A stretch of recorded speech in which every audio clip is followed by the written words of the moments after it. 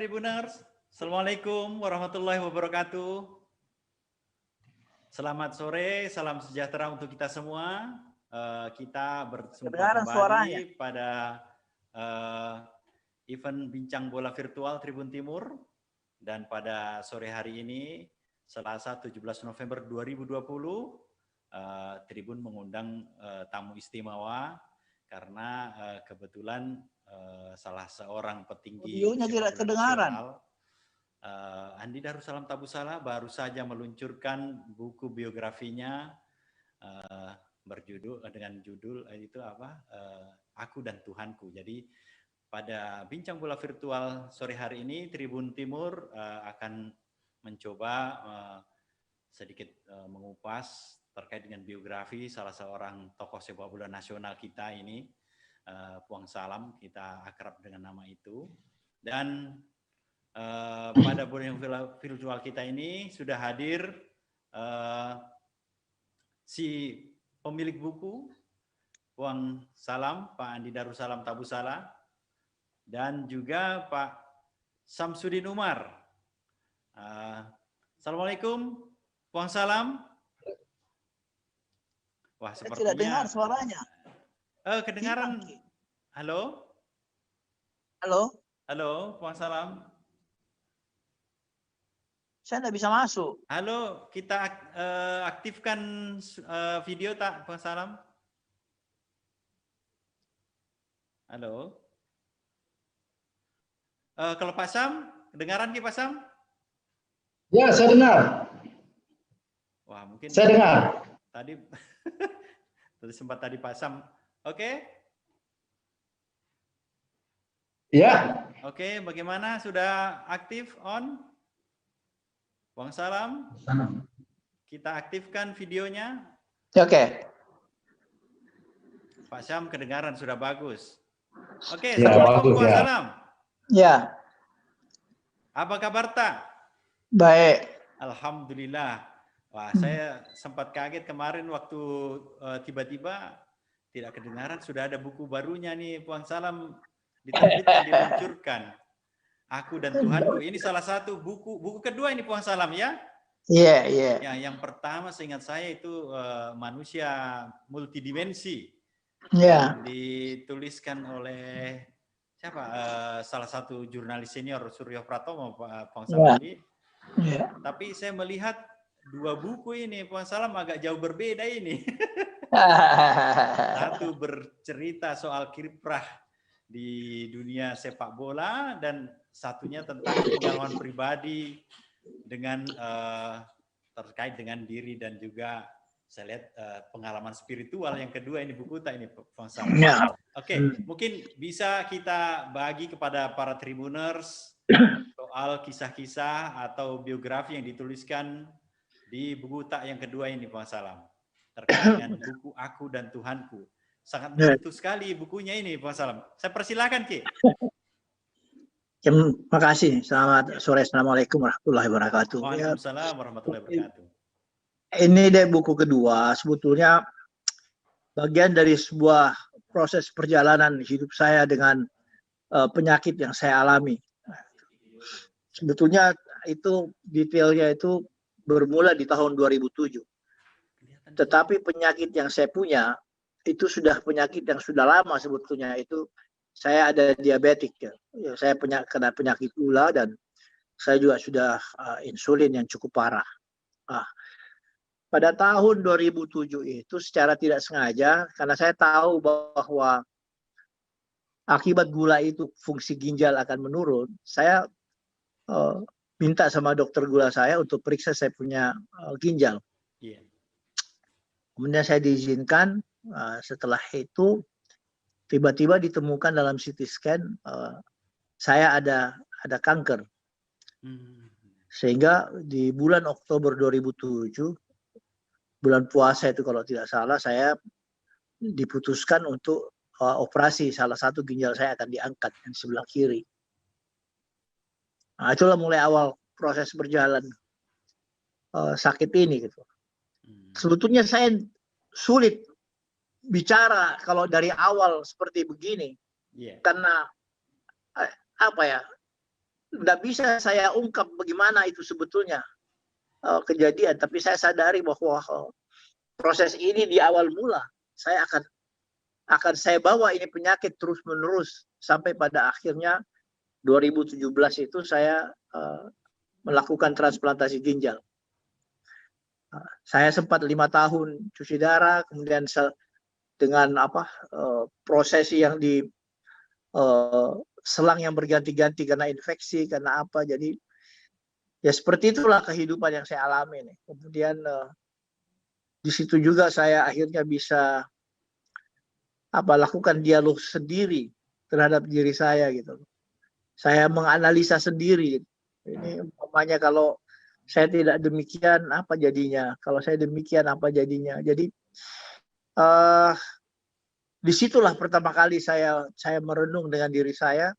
Puncaknya itu pada waktu awal saya cuci darah. Jadi proses cuci darah. Nah, proses cuci darah ini kan saya juga tidak tahu kenapa saya hadapi saja. Dan pada waktu cuci darah pertama di Singapura itu ada di hati saya mengatakan sebetulnya saya bersyukur ya dikasih seperti ini. Karena saya tahu cuci darah itu adalah sebuah proses antara hidup mati kita. Karena kalau kita terlambat cuci darah, maka racun akan ada dalam tubuh kita, dan kita harus lakukan. Dan proses itu berjalan seperti itulah. Sehingga ilmu pertanyaan yang saya temukan itu, ternyata penyakit yang saya bawa ini, hidup dan mati saya itu tipis bedanya. Tipis bedanya. Nah, jadi Allah ajarkan, Allah membuka hati saya untuk bisa merenung terhadap apa yang akan saya lakukan. Kalau saya hidup begini, kalau saya mati, apa yang saya bawa? Dan itu proses yang berjalan dalam suatu dialog antara hati dan otak saya kan. Karena kalau kita mau mengerti terhadap keimanan atau bertemu dengan Allah itu, kita harus bisa menyatukan antara otak dan hati kita. Sebab yang bisa menerima hidayah ataupun wahyu umpamanya itu dari hati kita kan. Nah, itulah ada di dalam surat An-Nur, cahaya nur, dia cahaya di atas cahaya kan. Karena hanya cahaya yang bisa menembus hati kita.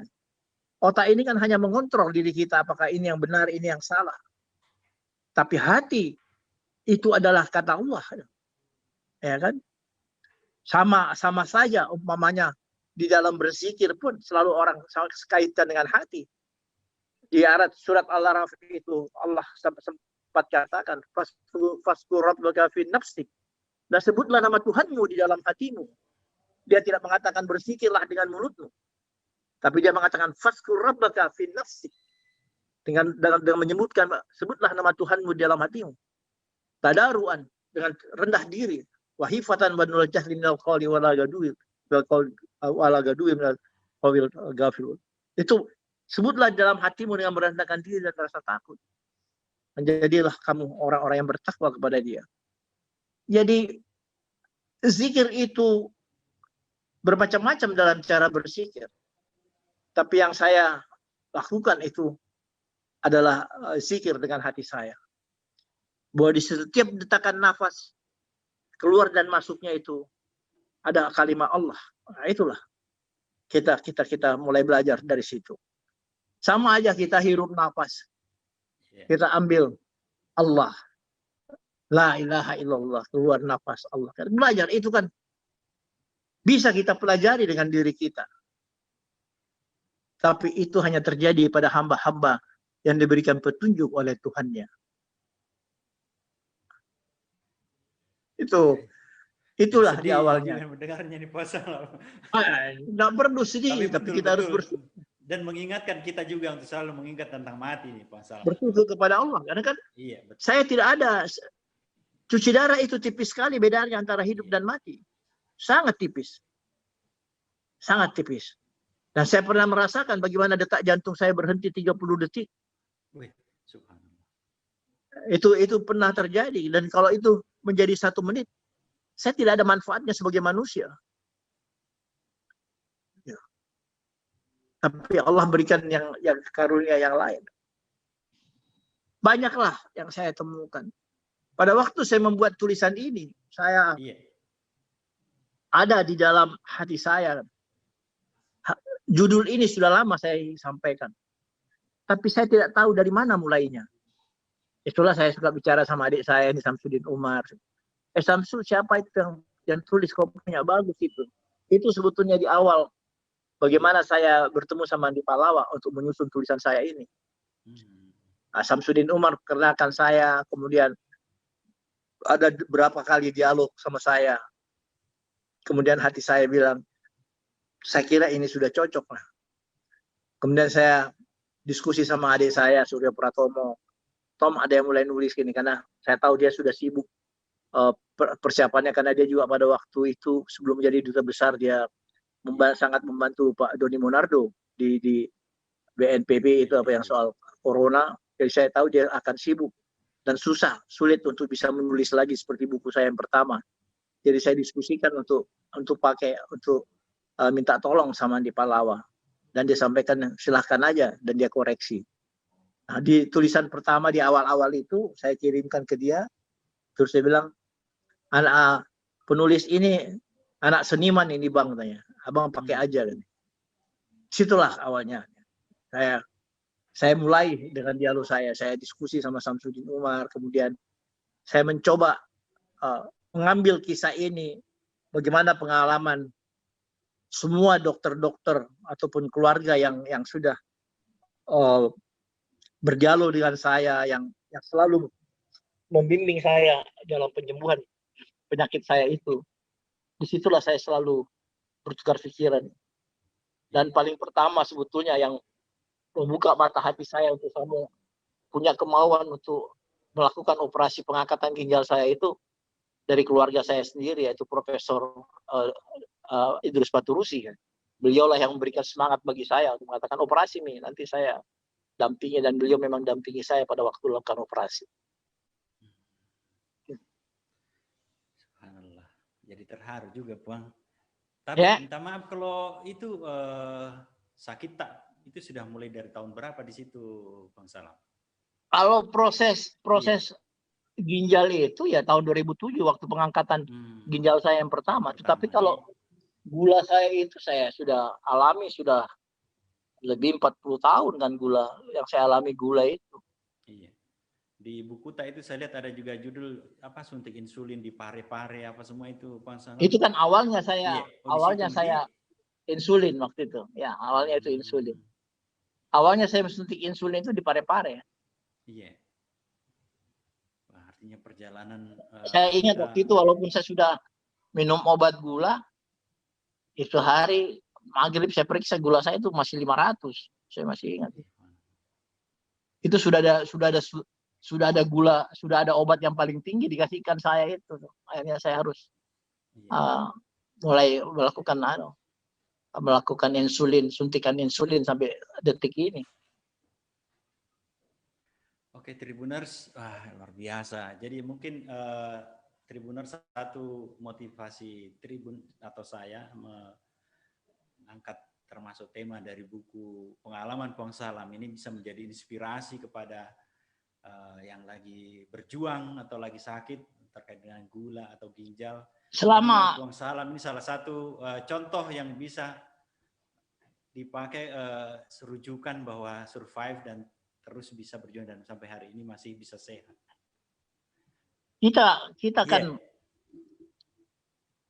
banyak apa yang mendorong saya itu semuanya kan di dalam proses saya cuci darah ataupun juga tentu saya banyak belajar dari buku-buku, referensi buku-buku agama, dan tapi saya terutama dari saya selalu mengaji kan gitu loh.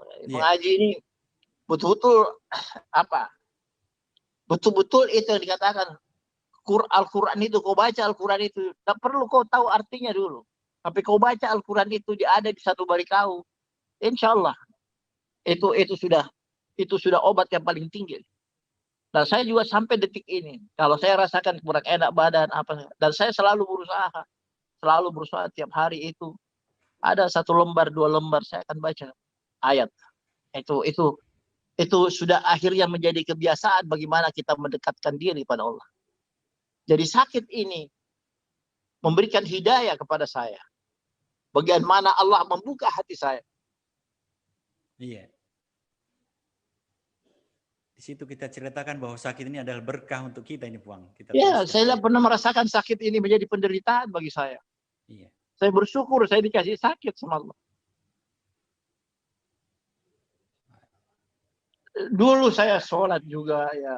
Biasa sholat, biasa tidak, biasa sholat, biasa tidak. Tapi setelah sakit ini, rasanya saya tidak bisa bergantung kepada dokter ini. Saya tidak bisa bergantung kepada ini semua alat yang ada sama saya. Saya hanya bergantung kepada Allah. Karena dokter itu hanya mengobati. Yang menyembuhkan adalah Allah.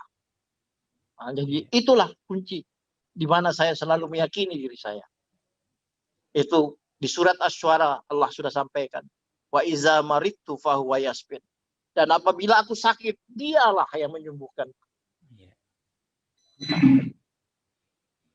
Allah. Ya. Mungkin kita jeda dulu sambil kita menenangkan diri, sahabat Tribuners. Saya juga tersentuh sekali dengan penjelasan dari Puang Salam terkait dengan bukunya dan juga biografi yang dituliskan, termasuk dengan bagaimana proses beliau bisa sehat melalui proses penyuntikan insulin, operasi ginjal, transplantasi ginjal, yang sampai hari ini masih dikaruniai kesehatan dengan usia 70 tahun, masih diberikan kesehatan sehat walafiat. Oke Tribuners, kita jeda sejenak, kita akan kembali setelah pariwara berikut ini.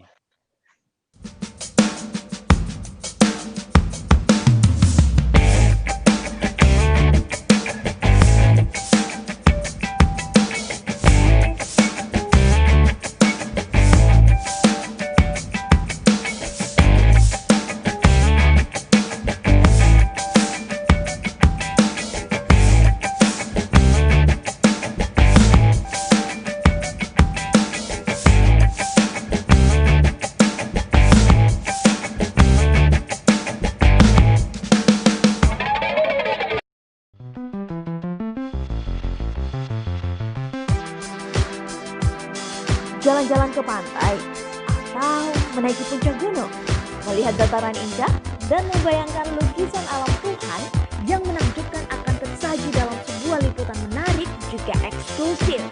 Ikuti perjalanan saya menuju destinasi paling epik di Sulawesi Selatan, hanya di Wisata Virtual Tribuners.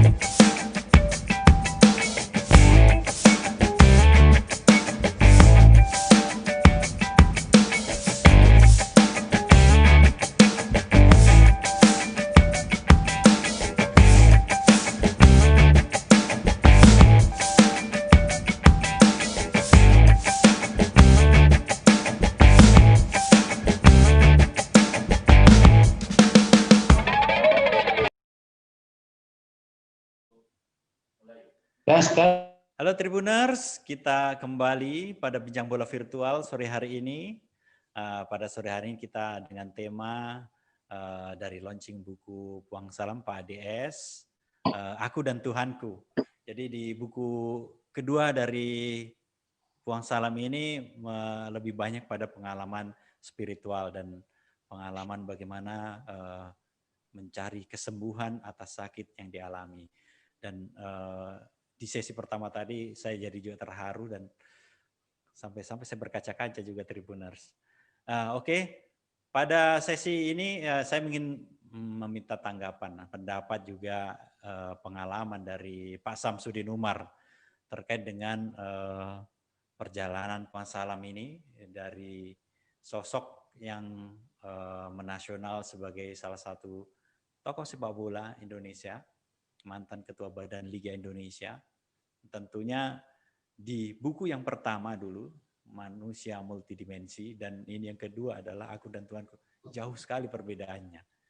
Mungkin Pak Sam bisa memberikan komentar. Halo Pak Sam. Pak Samsudin Umar masih bergabung dengan kita? Wah, sepertinya masih ada gangguan jaringan. Assalamualaikum. Pak Sam. Waalaikumsalam warahmatullahi wabarakatuh. Ya. Ya. Silakan Pak Sam. Ya, makasih. Iya. Wassalam.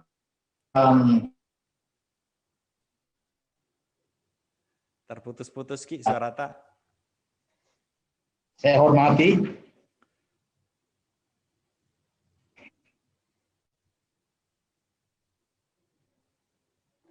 Pak Sam.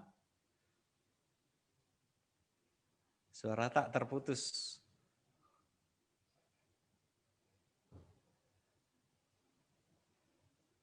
Halo? Pak Sam?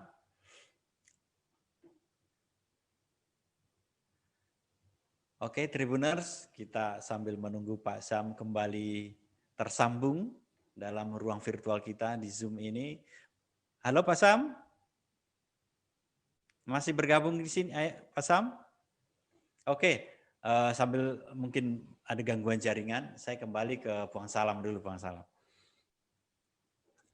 Tadi ada salah satu dari kutipan di buku tak ya, termasuk perjuangan ataupun keikhlasan dari salah seorang putra tak yang ada di Amerika untuk kemudian mengikhlaskan salah satu organ vitalnya, ginjalnya untuk ditransplantasi ke ayahandanya.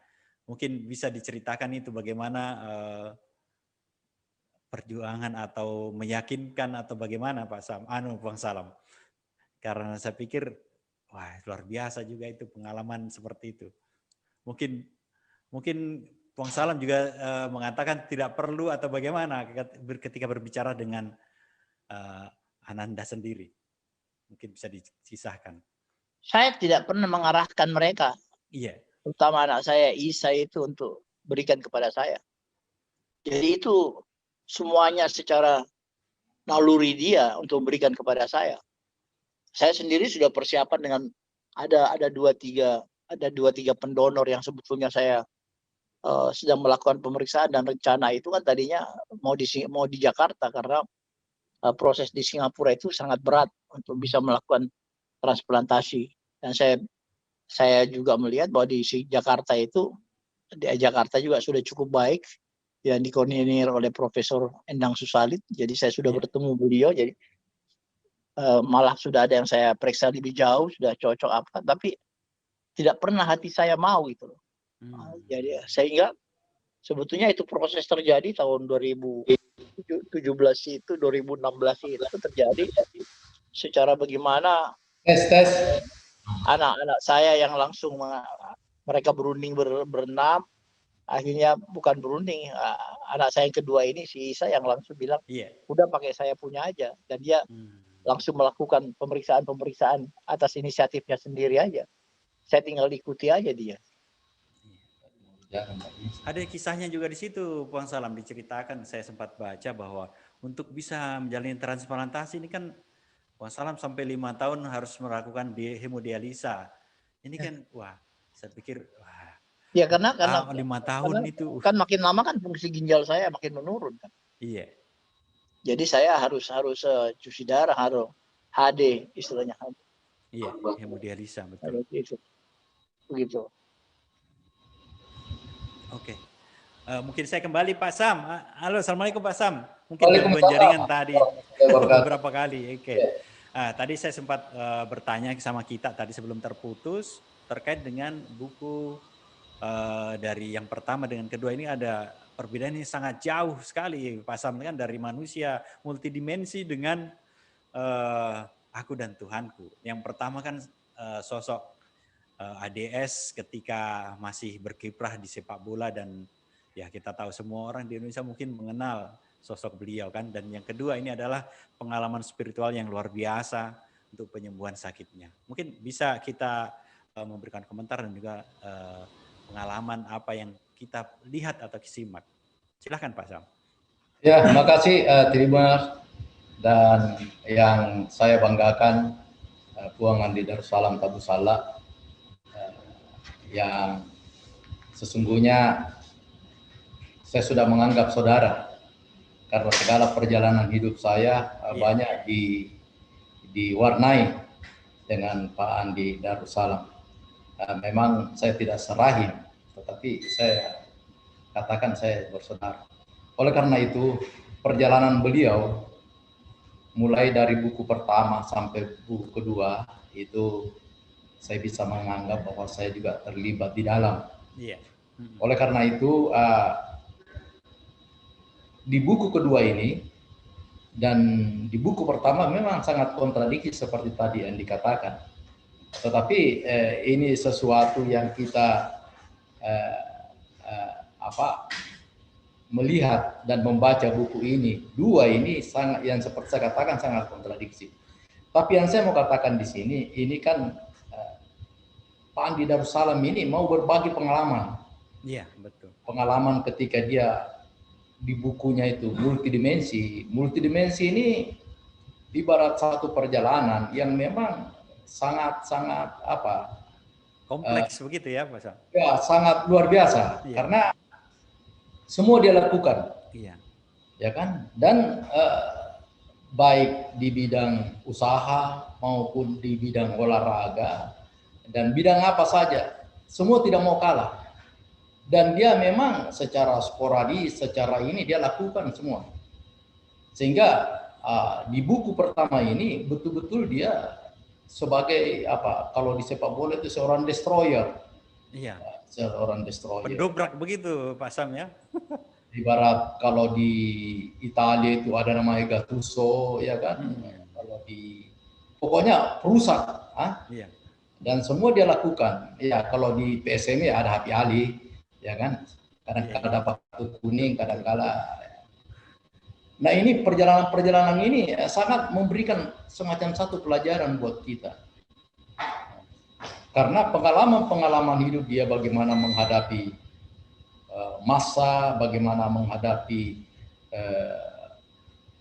masyarakat banyak, kemudian bagaimana memberikan arahan-arahan supaya bisa terarah, itu sangat luar biasa. Nah, kembali ke buku kedua ini betul-betul seperti yang dikatakan tadi Pak Andi, bahwa ini memulainya sangat sulit, ya kan? Karena bertolak belakang. Nah, di buku ini Pak Andi itu memperlihatkan dirinya sangat dingin, sangat cool, kan? Dan sangat terarah. Kemudian semua dia lakukan dengan kesabaran.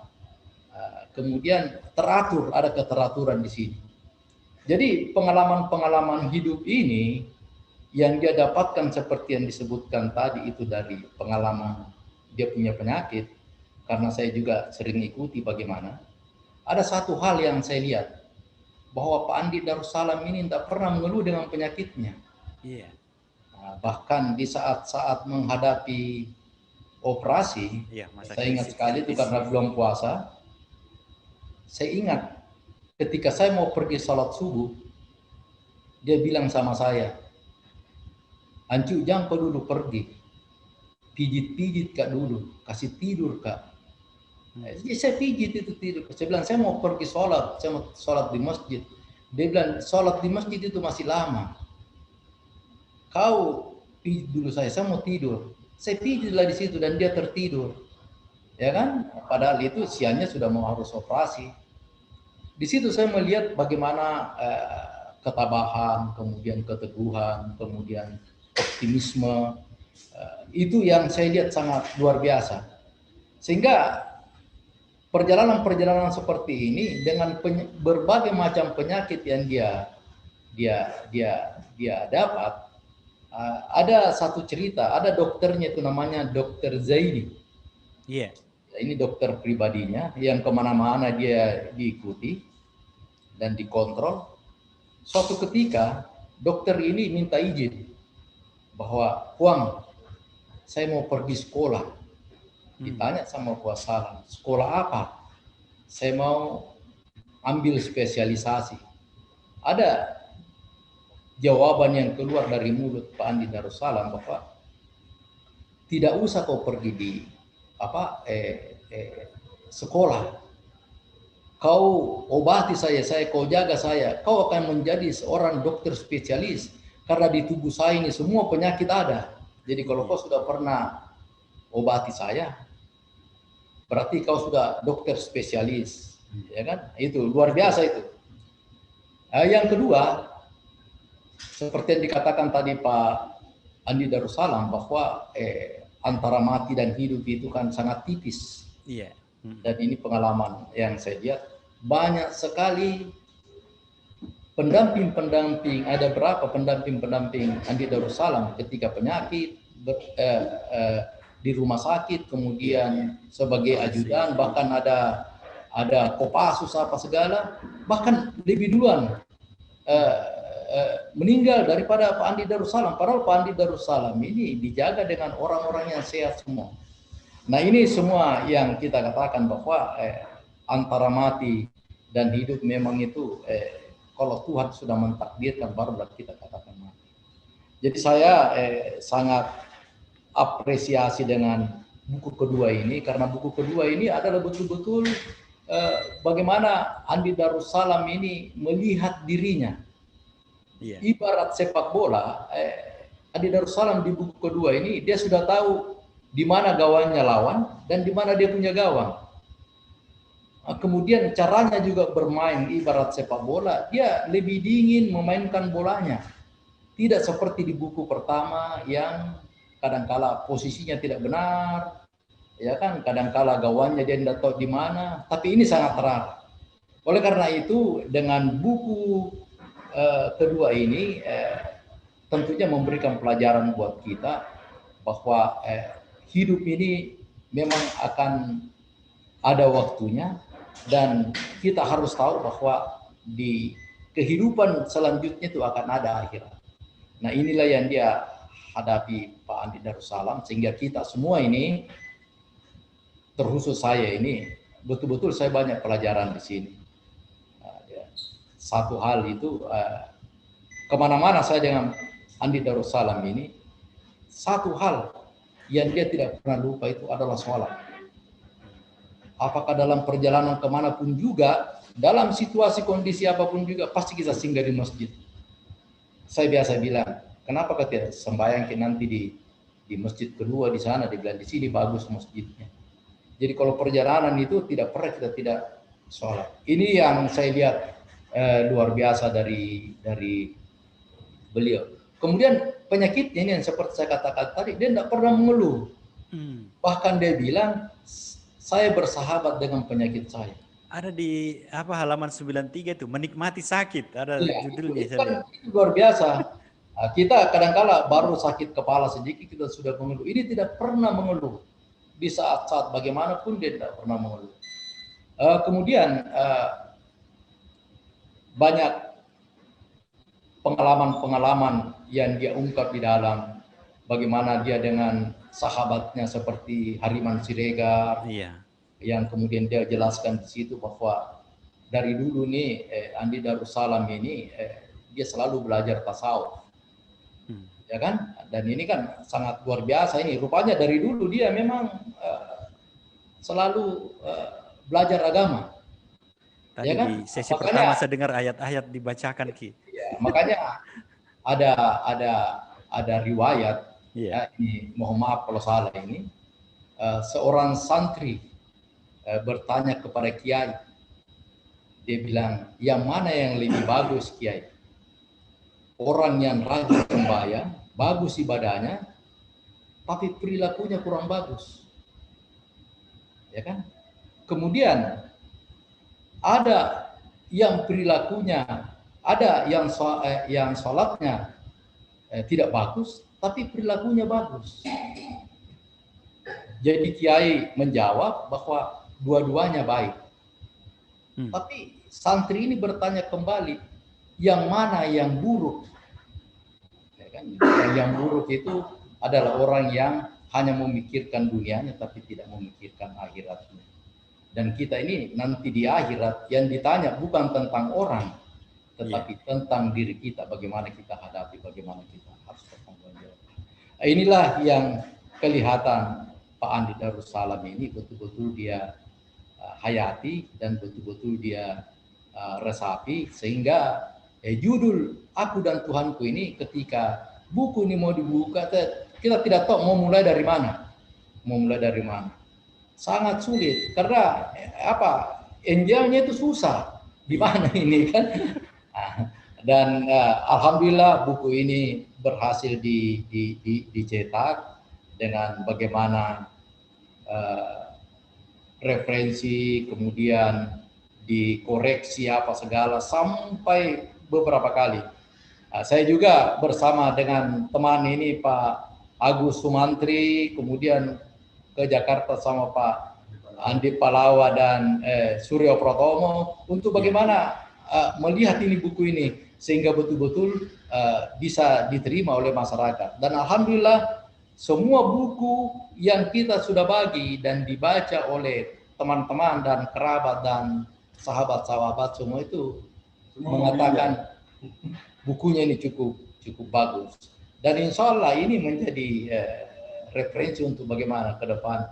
Saya melihat ini buku ini luar biasa sekali, ya kan? Dan ada satu hal yang saya pernah, mungkin ada di buku itu, istri beliau, Dentalan, karena bagaimanapun juga tadi sudah diceritakan bagaimana menghadapi ini di manusia multidimensi. Kita tahu kalau manusia multidimensi kan macam-macam itu, ya kan? Betul. Ya kan? Nah, kemudian setelah itu dia tahu aku dan Tuhanku. Nah ini kan sangat sulit ini. Saya sebagai pelatih bola sangat di mana posisinya yang sesungguhnya saya mau simpan ini. Nah, pertama dia destroyer yang semua dia bisa sikat orang. Kedua ini saya mau untuk bagaimana secara pola bermain tiki takanya antara blok dia bisa lebih bagus. Ternyata di aku dan Tuhanku ini betul-betul sangat dingin. Dan ibarat bola dia tahu kapan keras, kapan cepat, dan kapan berseni. Nah inilah yang buku ini di dalam buku Aku dan Tuhanku ini enak dibaca karena tiga gaya ini yang disebutkan sehingga menjadi satu simfoni yang enak didengar. Dan dia suka lagu-lagu romantis ini. Jadi ini yang sangat jadi dikisahkan dengan romantis. Ini luar biasa. Dan ini Darussalam ini bisa keras, bisa lembut dan gampang menangis. Tadi di sesi pertama saya berkaca-kaca dari penuturannya Pak Sam. Orang dan dia kalau orang dia sayang, dia tidak pernah hanya mulutnya tapi hatinya juga. Dan tidak pernah bohong tentang saya. Inilah Andi Darussalam. Makanya ada riwayat lagi yang saya pernah baca ketika Imam Tarmizi, Imam Ahmadi siapa diriwayatkan ada seorang pemuda bertanya kepada Nabi, siapakah orang yang paling berbahagia ya Rasulullah, ya kan? Maka dijawab dengan Nabi adalah orang yang panjang umurnya dan banyak amalnya. Oleh karena itu Andi Darussalam ini panjang umurnya, dia suka bantu orang dan panjang amalnya. Itulah yang mengantar dia bagaimana. Amin. Mungkin untuk sementara itu. Oke, siap. Oke, kita jeda sejenak lagi sebelum kita masuk sesi ketiga. Kita ingin mendapatkan penuturan langsung juga. Ini ada tadi sempat saya ungkapkan tadi, menikmati sakit nanti boleh diceritakan juga sama Bang Salam. Oke, Tribuners, kita jeda setelah yang berikut ini.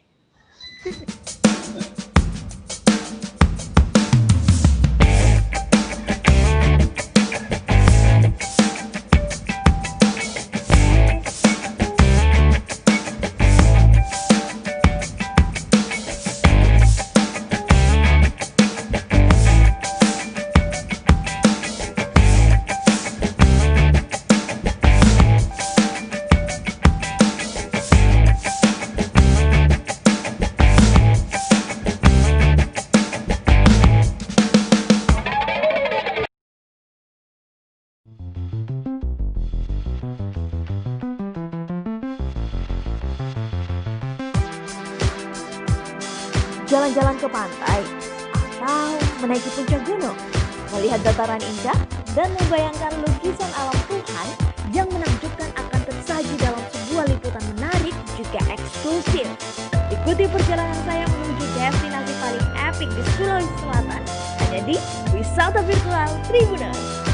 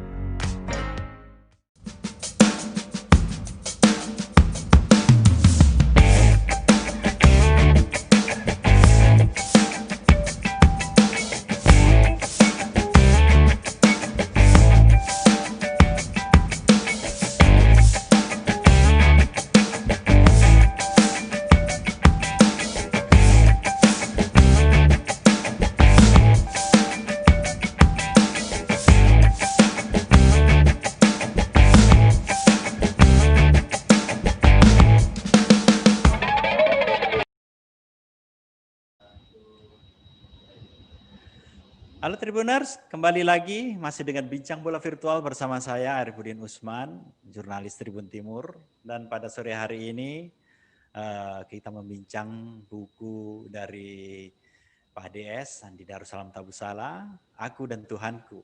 Di sesi yang pertama tadi sangat menyentuh dan perjalanan spiritual biasa, dan kedua tadi di sesi kedua Pak Samsudin Umar juga terus mengungkapkan tentang sosok Pak Hades ini yang dari buku pertama multidimensi dan tiba di Aku dan Tuhanku ini sangat jauh berbeda.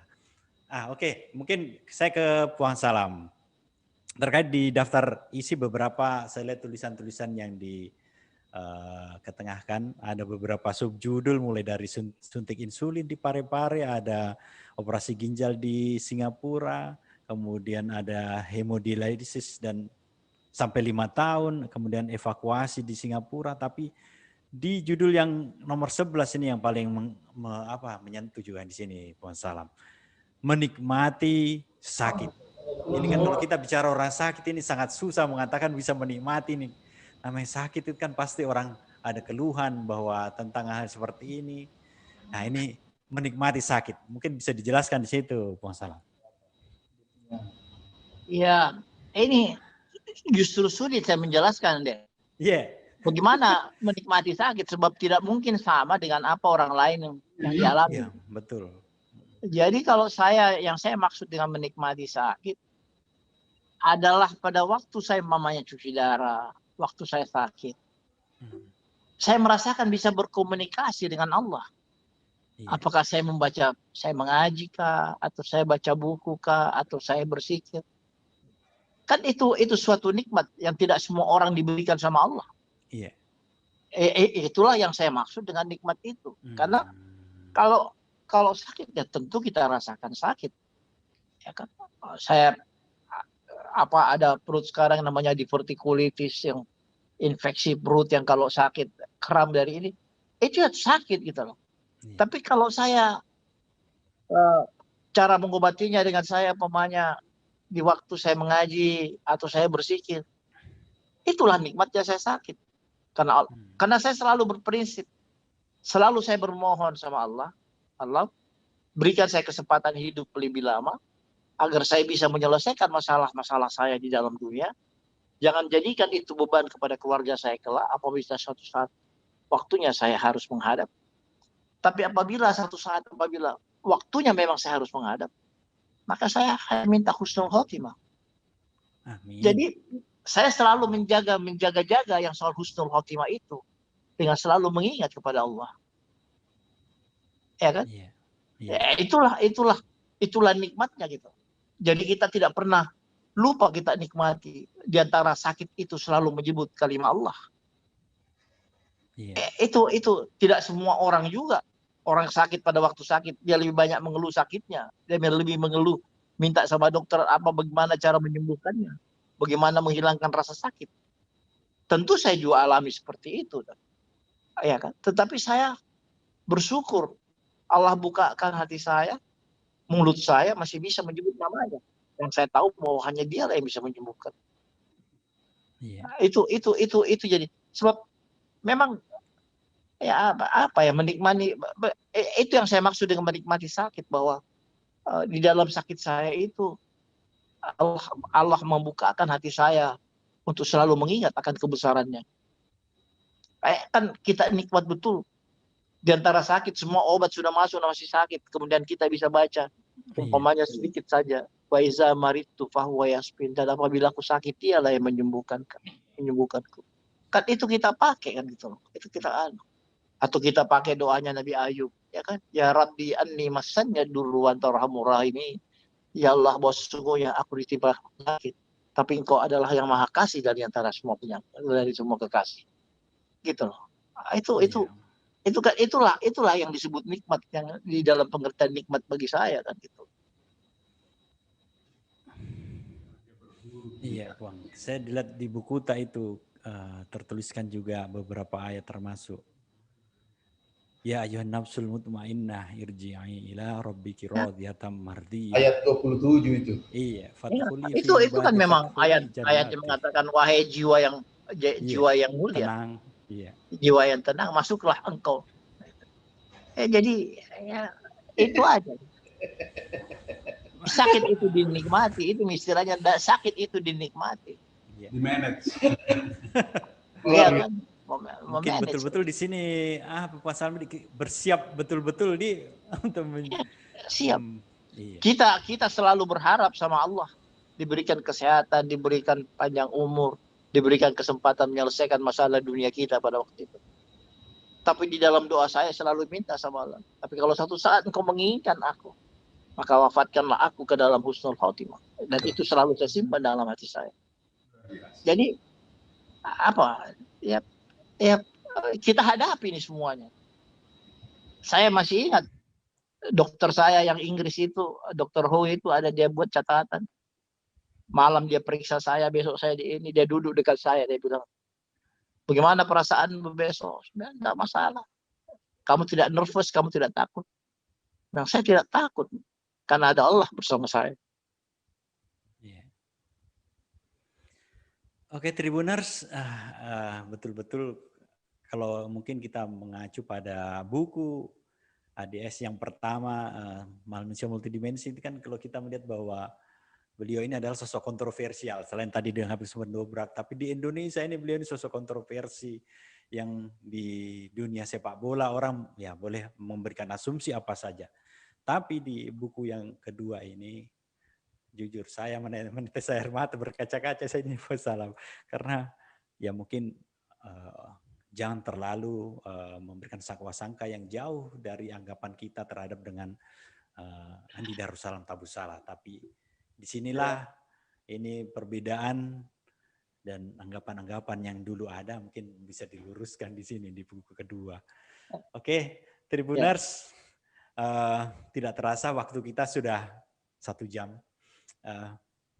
Mungkin sebelum saya closing, mungkin saya ingin memberikan kesempatan Puang Salam dan juga Pak Sam masing-masing untuk closing statement. Mungkin saya dari Pak Sam dulu, nanti biar closingnya lebih seru kalau Puang Salam lagi. Ya. Oke, Pak Sam. Terima kasih. Kita sudah dengarkan betul bagaimana perjalanan hidup Andi Darussalam dan bagaimana menghadapi penyakit. Iya.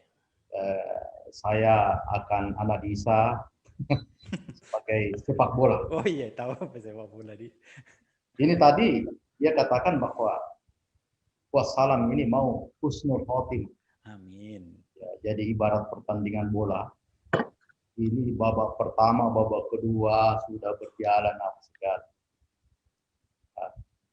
Dan di sepak bola itu ada yang saya sendiri mengatakan bahwa saya boleh kalah di babak pertama, di awal pertandingan. Saya bisa kalah di pertengahan pertandingan. Iya. Tetapi saya harus memenangkan pertandingan di akhir. Itulah husnul khotimah, arti daripada aku dan Tuhan. Jadi sangat luar biasa ini. Nah, jadi boleh saya kalah di babak pertama, boleh saya kalah di pertengahan pertandingan, tapi di akhir pertandingan saya akan memenangkan pertandingan. Itulah husnul khotimah. Semoga wassalam, panjang umur, sehat selalu, dan makin banyak amalnya. Amin. Amin ya rabbal alamin. Oke, saya persilakan ke Bang Salam untuk closing statement terkait dengan buku dan juga mungkin ada kata-kata yang ingin diberikan kepada Tribuners. Saya persilakan. Sebelum ini ada Pak Agus Sumantri juga mau. Silakan. Oh, begitu. Siap. Ya. Saya persilahkan. Ya, oke. Silakan Pak Agus Sumantri. Assalamualaikum warahmatullahi wabarakatuh. Waalaikumsalam warahmatullahi wabarakatuh. Ya. Yang saya hormati, banggakan Pak Wassalam, Pak Andi Darussalam Kamsalah, Pak Samsudin Umar, pemandu acara yang saya hormati, followers. Dapat saya sampaikan bahwa mungkin ada beberapa yang saya ingin sampaikan pada kesempatan ini, bahwa Wassalam itu dengan pengalaman hidupnya yang nyaris sempurna, perjalanan dan perjuangan hidupnya menyentuh semua sektor. Bahkan oleh umum acap kali diucapkan kurang populer, namun beliau sangat peduli terhadap sesama, betul-betul terhadap manusia yang multidimensi dan multitalenta dengan segala kelebihan dan kelemahan manusiawinya. Yang menarik sebab pengalaman Wassalam yang penuh dengan corak warna, beliau jadikan medan pembelajaran yang syarat makna untuk dievaluasi dan perbaikan dalam konteks ke depan. Sisi lain menurut saya, Wassalam mampu mengurai dan mengambil hikmah dari ujian sakit untuk semakin mendekatkan diri kepada Allah Subhanahu wa Ta'ala. Beliau memaknai sebagai kasih sayang Tuhan, sekaligus ajakan untuk semakin tertib menjalani kehidupan. Beliau katakan kematian adalah berakhirnya kontrak dengan Allah, karena sakit bukan penyebab. Jadi kematian itu hak prerogatif Allah Subhanahu wa Ta'ala. Kita cuma bisa menjalani sesuai batas yang ditentukan Tuhan. Selamat Ikhwan, sehat selalu. Amin. Terima kasih banyak Pak Agus Sumantri. Wah, mantap juga kutipannya ini. Oke, saya persilakan ke kita Pak Salam. Baik, saya pertama tentu saya mau minta maaf dulu sama semua yang mengisi buku saya, karena sudah beredar, belum pernah saya sampaikan kepada mereka-mereka yang ada di dalam, yang menulis di dalam buku saya, karena kebetulan saya sendiri yang ingin menyampaikannya. Jadi saya mohon maaf. Saya tentu sangat berterima kasih terhadap semua sahabat, teman yang masuk, yang mengisi buku Aku dan Tuhanku. Saya tentu ingin menyapa kebetulan keluarga saya, Profesor Idrus Paturusi. Terima kasih, Prof.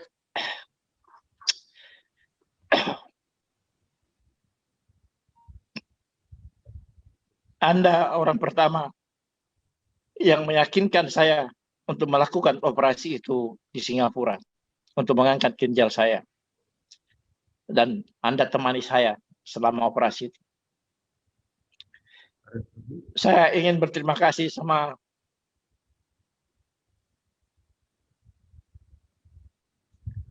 Profesor Dr. Sakib, beliau yang ahli ginjal di Makassar atau mungkin di Indonesia Timur. Dengan tekun dan sabar selama 1,5 jam Saya diterima di rumahnya, saya berdiskusi soal bagaimana saya ingin cuci darah. Dia yakinkan saya bagaimana cuci darah itu. Kemudian saya ingin berterima kasih sama Profesor Dr. Herani Rashid. Dia yang tekun mendampingi saya, membimbing saya di dalam proses hemodialisis, dalam proses sakit saya sebagai ahli ginjal yang selalu menemani saya di Indonesia. Kemudian tentu adik saya, Dr. Faisal. Dialah yang tahu bagaimana perjalanan hidup saya dalam keadaan yang stabil, tidak stabil dengan penyakit yang saya alami. Karena kebetulan pada saat ini beliau sekarang sudah menjadi kepala seksi ICU di Rumah Sakit Wahidin. Beliaulah yang menemani saya, dan itu karena Prof. Idrus yang memberikan merekomendasikannya untuk mendampingi saya kemana-mana. Ada beberapa lagi tentu pada Hariman Siregar, Sois Bahabat, kakak saya, dan paling utama adalah MH Ainun Najib. Beliau adalah seseorang yang selalu saya berdebat dalam penyelesaian masalah lumpur lapindo. Tapi dia pula lah yang saya bisa bersama-sama menyelesaikan lumpur lapindo. Dan sampai pada saat sekarang, dia menjadi sahabat saya. Itu semuanya di antara tulisan-tulisan saya.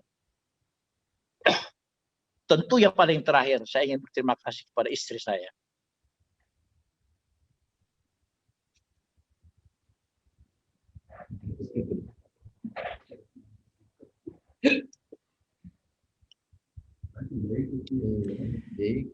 Iya, Bang.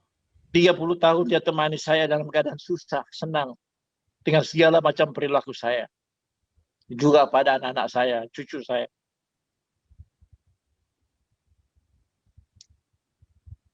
Dialah yang menjadi api penyemangat dalam hidup saya untuk selalu bersama mereka semuanya. Saya berterima kasih kepada semua guru-guru saya. Mulai saya dari mengenal Al-Quran sampai detik ini. Yang meyakinkan saya bahwa semuanya itu karena Allah. Bagian daripada adik saya Gus Mantri tulis, selalu saya katakan bahwa hidup mati itu bukan karena sakit, tetapi perjanjian dengan Allah itu selesai. Semua sahabat yang membaca buku ini, saya hanya ingin berbagi pengalaman bahwa yakinlah semuanya bahwa hanya Allah yang maha besar, bahwa Allah yang menentukan nasib hidup seseorang, bukan karena siapapun juga. Dokter akan semampunya dan sekuatnya diberikan sebercik ilmu pengetahuan yang Allah sampaikan, tapi dia hanya bisa mengobati, dan yang menyembuhkan hanyalah Allah. Itulah selalu kalimat di surat Asy-Syu'ara. Wa iza maridtu fahuwa yasbin. Dan apabila aku sakit, dialah yang menyembuhkan. Mudah-mudahan buku ini adalah bagian pengalaman saya untuk berbagi kita, untuk kembali meyakinkan diri kita bahwa semuanya, segala sesuatu itu hanya karena kehendak Allah. Hanya itulah yang saya sampaikan. Dan itu akan saya tutup dengan kalimat di surat Al-Baqarah 112. Balaman aslama wajhahu lillahi wa huwa muhsinun falahu ajru inda rabbih wala khaufun alaihim wala hum yahzanun. Tidak demikian. Bahwa barang siapa menyerahkan diri dan bertawakal pada Allah, tidak akan ada rasa khawatir dan takut di dalam dirinya. Dan orang-orang itulah akan mendapatkan petunjuk dari Tuhannya. Itulah pengalaman sekelumit dari buku Aku dan Tuhanku. Dan terima kasih ini semuanya karena bisa dihimpun dalam sebuah tulisan yang indah oleh rekan saya, Andi Palawa. Terima kasih. Terima kasih, Bang Salam. Apa-apa ya lah. Mungkin saya apa ya, tercekat, saya tidak bisa berkata-kata. Tapi satu kutipan yang saya bisa tangkap dan sangat dalam dari Puang Salam di bukunya ini, dan juga untuk para Tribuners. Mungkin saya bisa ulangi bahwa sakit itu bukanlah penyebab untuk orang meninggal.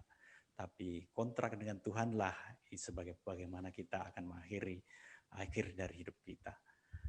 Oke, terima kasih banyak Puang Salam, Andi Darussalam Tabusala, Pak Samsudin Umar, dan sempat tadi ada Pak Agus Sumantri. Dan semoga bincang bola virtual kita sore hari ini menjadi manfaat, karena kita tahu bahwa Puang Salam adalah sosok survivor, penyintas ya untuk segala jenis penyakit. Pernah mengalami COVID-19 bersama dengan Prof. Idrus, kemudian bisa sembuh, dan utamanya sakit ginjalnya, sakit gula, dan hari ini masih diberikan kesehatan. Semoga tetap diberikan kesehatan untuk bisa terus memberikan kebaikan kepada umat manusia yang lain. Sekian dari saya, Arifudin Usman, Tribuners. Kita jumpa kembali pada bincang bola virtual pada kesempatan lainnya. Assalamualaikum warahmatullahi wabarakatuh. Waalaikumsalam. Terima kasih banyak Pak Salam, Pak Sam. Sehat selalu kita semua. Amin. Ya Rabbal Alamin. Terima kasih. Anco. Yeah.